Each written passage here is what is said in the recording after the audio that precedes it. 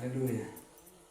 Tunamshukuru Mungu kwa kibali ambacho ametupa leo. Tumeanza siku nzuri ya maombi yetu ya siku 14. Haleluya. Ni Mungu ni mwema. Nikupongeza wewe ambao umepata neema kuwepo katika ibada ya leo. Ni maombi muhimu sana. Ukiudhamilia, ukawa mwaminifu mwanzo mpaka mwisho, basi naamini kuna namna Mungu atatuwezesha na kutupeleka hatua nyingine. Bwana Yesu asifiwe sana. Ujumbe wa maombi yetu ambao tumeanza siku ya leo unasema ya kwamba udhihirisho wa nguvu za Mungu katika maisha yetu. Udhihirisho wa nguvu za Mungu katika maisha yetu. Au wewe ambao unaandika unaweza ukaandika tu udhihirisho wa nguvu za Mungu katika maisha yako. Udhihirisho wa nguvu ya Mungu katika maisha yako.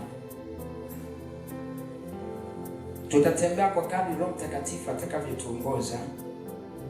Na ninatamani watu tuombe kwa kumaanisha, ili tuweze kumwona Mungu akidhihirisha nguvu zake.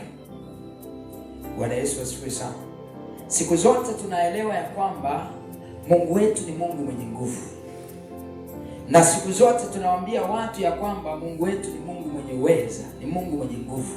Haleluya. Lakini kiuhalisia tukikaa chini na kutafakari, tukianza kujiuliza hizo nguvu ambazo tunazisema za Mungu wetu ziko wapi? Haleluya. Kila mmoja akianza kujielezea habari ya nguvu za Mungu, sijajua anaweza akaeleza kwa namna gani. Bwana Yesu asifiwe sana. Lakini tunapozungumzia nguvu za Mungu ni habari ya uweza kutoka juu kwa Mungu mwenyewe. Haleluya. Ni habari ya uweza kutoka juu kwa Mungu mwenyewe na kuthibitika kwa wale wanaoamini katika Yesu Kristo. Haleluya. Tunaposema udhihirisho wa nguvu za Mungu ni pale ambapo uweza wa Mungu unaonekana katika maisha yako binafsi. Ni pale ambapo uweza wa Mungu unaonekana katikati yako, katika mambo ambayo unakutana nayo. Bwana Yesu asifiwe sana. Katika vita ambavyo unakutana navyo, katika changamoto ambazo unakutana navyo, ule uweza wa Mungu unajifunua. Bwana Yesu asifiwe sana. Sasa unaweza ukajiuliza, ni magumu ngapi ambayo umekutana nayo?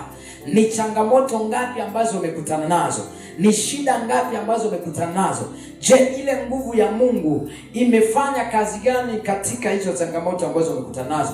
Imefanya kazi gani katika haya mambo ambayo umekutana nayo? Bwana Yesu asifiwe sana. Unaweza ukajiuliza kwenye mambo haya. Kwa hiyo udhihirisho unaonekana na kuthibitika kwa wale tu wanaoamini. Bwana Yesu asifiwe sana. Uweza wa Mungu unaonekana na kuthibitika kwa wale wanaoamini ya kwamba kuna uweza wa Mungu. Bwana Yesu asifiwe sana. Kwa wale wanaoamini kupitia Yesu Kristo anatale hai, hao ndio wanaweza wakauona uweza wa Mungu, na uweza wa Mungu unaweza ukathibitika katika maisha yao. Unaweza ukathibitika katika eneo walilopo. Sasa swali la kujiuliza, mimi na wewe tumemwamini Yesu Kristo, tumeokoka, tunamjua Kristo. Je, ule uweza wa Mungu au ile nguvu ya Mungu imethibitika vipi katika maeneo tuliopo? Imethibitika kwa namna gani katika mazingira ambayo tunakutana nayo? Bwana Yesu asifiwe sana. Tunaweza tukajiuliza kwenye eneo hilo. Kwa hiyo kwa wale watakaoamini katika maombi yao, ndio watakaoona uthibitisho wa nguvu za Mungu au udhihirisho wa nguvu za Mungu katika maisha yao. Haleluya. Katika afya zao. Sijui kama tunaelewana. Wengine katika kazi zao, katika familia zao, wataona udhihirisho wa nguvu za Mungu kwa sababu Mungu anaweza. Haleluya. Nguvu za Mungu sio za kutafuta, nguvu za Mungu tayari zipo. Haleluya. Hakuna kusema kwamba labda nguvu ya Mungu mpaka ianze nguvu ya Mungu ipo. Inaweza ikatenda kazi kwa muda wote kwa wale ambao wataamini. Bwana Yesu asifiwe sana.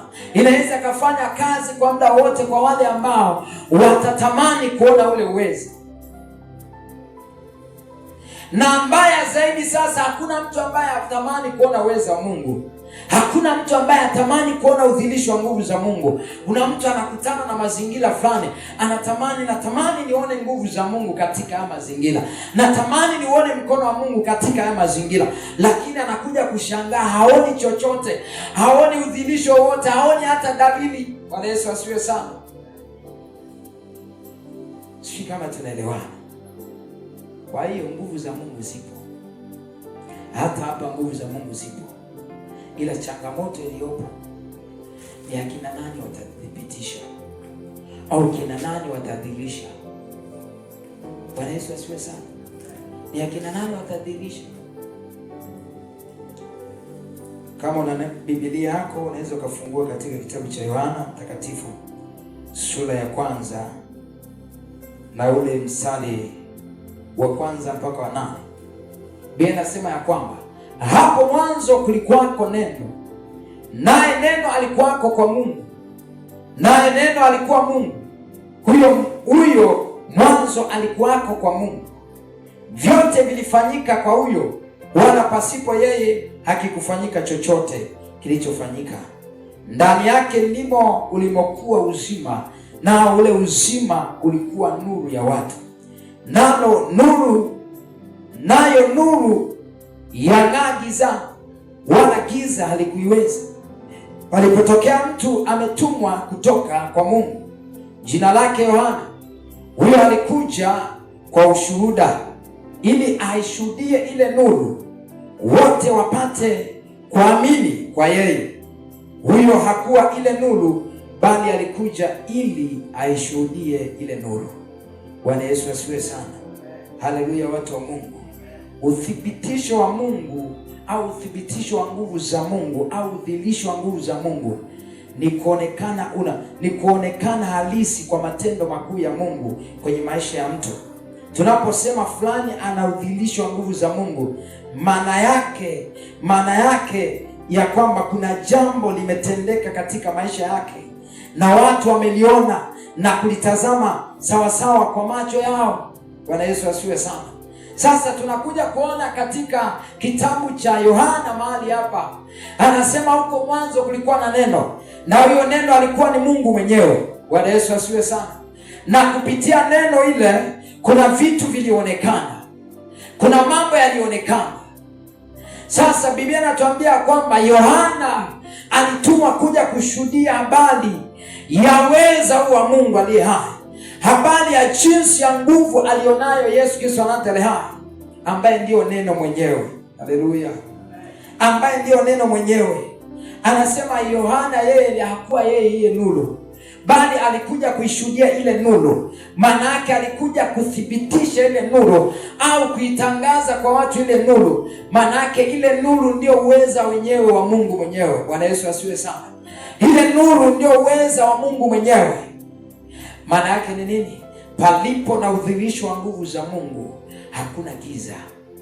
Maana yake udhihirisho wa nguvu za Mungu ukijidhihirisha katika au ukionekana katika maisha yako, kuna mambo ambayo hayatakusogelea au kuna giza ambalo akiwa nalituma kwako halitafanikiwa, kwa sababu kuna ile udhihirisho wa nguvu za Mungu. Hata watu watakapotazama, watakapokuangalia, wataona ile nguvu, au kwa lugha nyingine wataona ile nuru.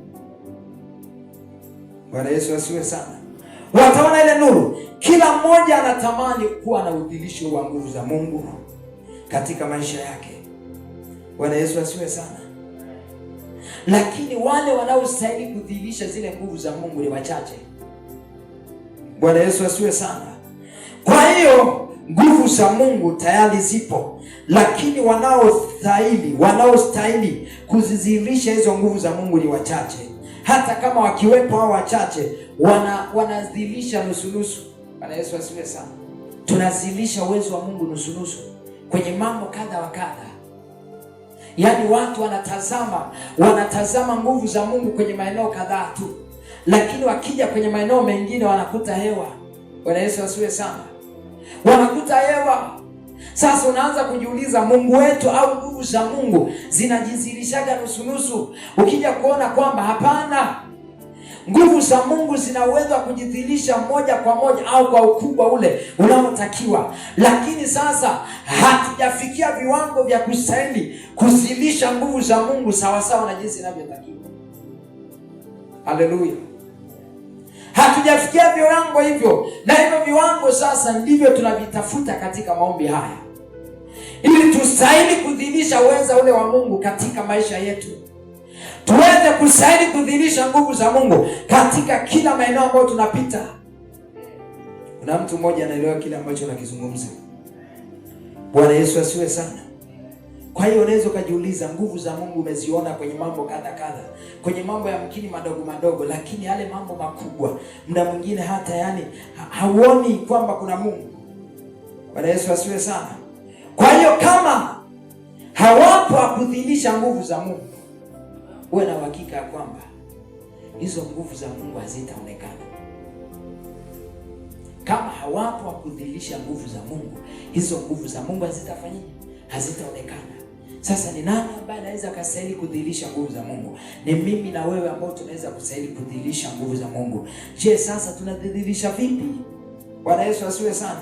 Lazima tukae kwenye eneo ambalo litatufanya tustahili kudhihirisha nguvu za Mungu. Litatufanya tustahili kudhihirisha nguvu za nani? Nguvu za Mungu. Maana yake ni nini sasa? Tukifika kiwango tunastahili kudhihirisha nguvu za Mungu na zikaanza kuonekana, tunao ujasiri wa kueleza hizi nguvu za Mungu hata kwa watu wengine. Lakini leo hii mlokole ambaye ameokoka, sio rahisi kufika kwa watu na kuanza kuzungumza habari ya nguvu za Mungu, kwa sababu kwake mwenyewe hajawahi kuziona. Hawezi kuzungumzia kitu ambacho wewe hujawahi kukiona. Na hata kama utakizungumzia, lazima utakuwa na wasiwasi, mashaka. Bwana Yesu asiwe sana.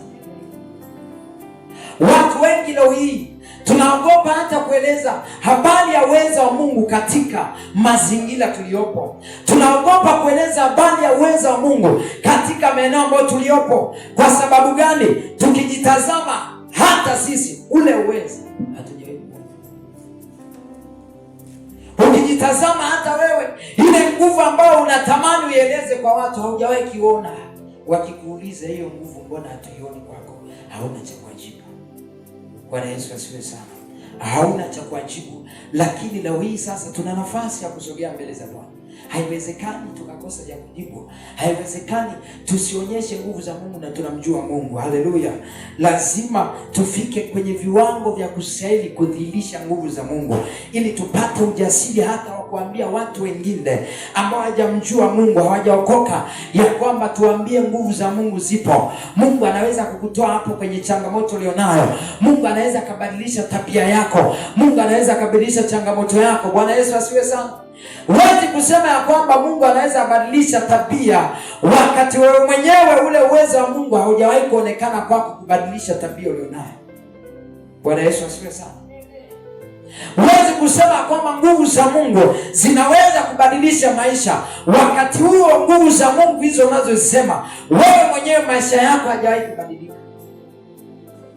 Bwana Yesu asifiwe sana. Hajawahi kubadilika. Sasa tutawezaje kuwashawishi watu? Tutawezaje kuambia watu ya kwamba Mungu anaweza?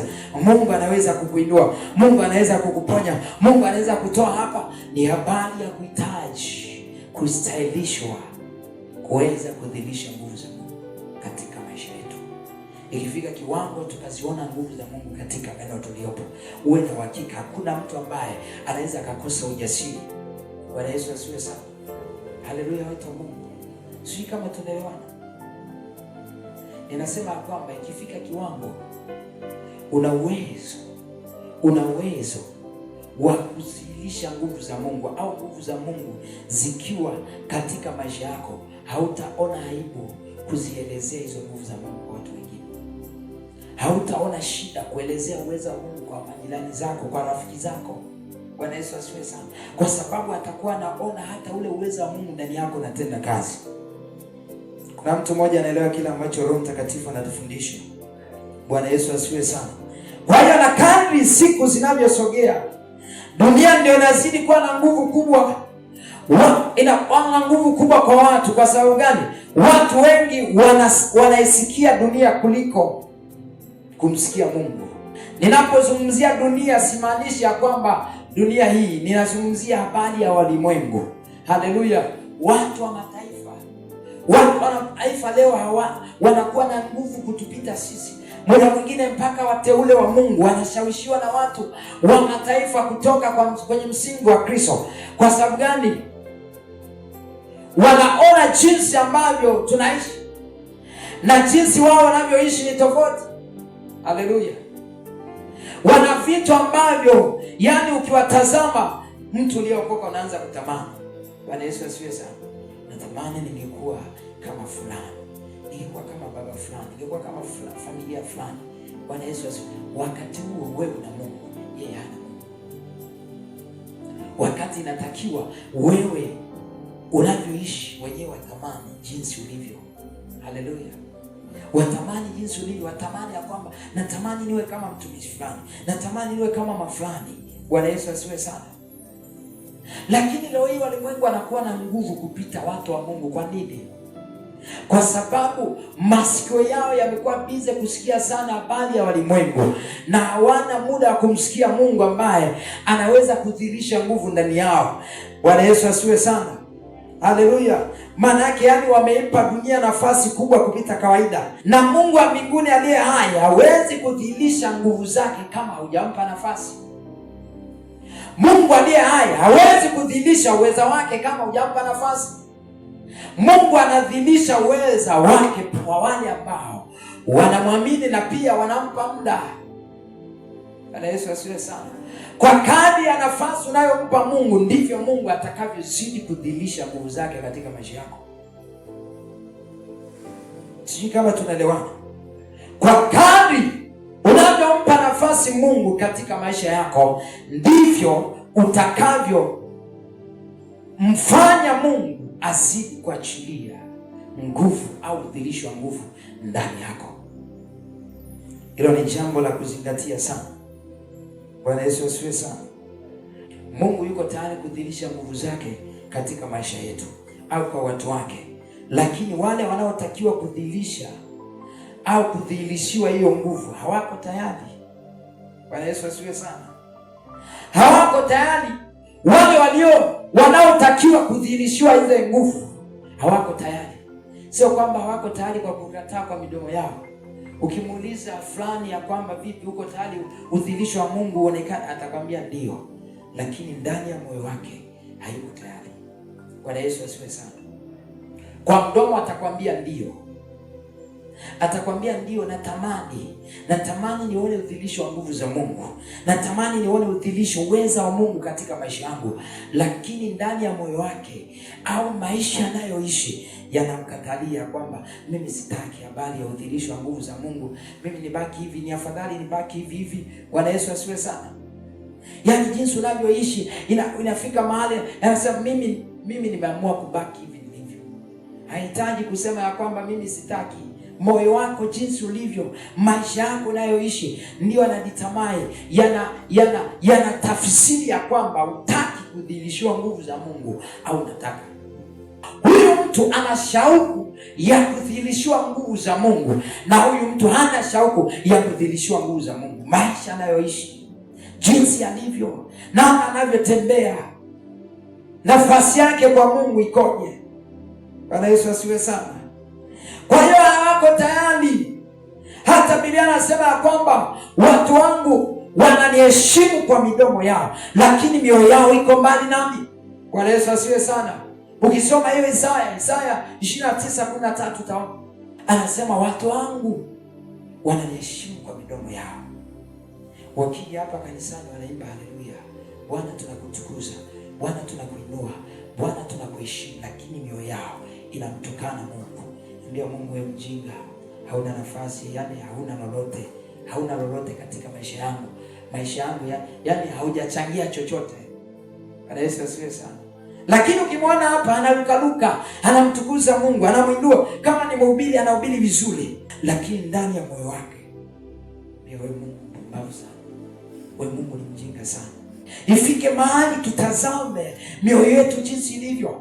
Ifike mahali maisha yetu harisi, yale maisha ambayo wewe na Mungu uko peke yako. Wakati huo Cosmas hayupo, wakati huo mchungaji wako hayupo, wakati huo mama askofu hayupo, mzee wa kanisa hayupo. Ifike mahali kutamani ule kudhilishwa nguvu za Mungu. Ukiwa peke yako, moyo wako unabubujika ya kwamba Mungu, natamani nione uwezo wako. Mungu, natamani nione nguvu zako. Ninatamani nione udhihirisho wa nguvu zako katika maisha yangu. Bwana Yesu asifiwe sana. Haleluya. Sio kwa mdomo tu, sio kwa kuongea tu. Kila mmoja anaongea, kila mmoja anazungumza, lakini matendo yetu na maisha yetu ndio yanatafsiri ya kwamba tuko tayari kudhihirishwa nguvu za Mungu katika maisha yetu. Tuko tayari kumwona Mungu akionekana katika familia zetu.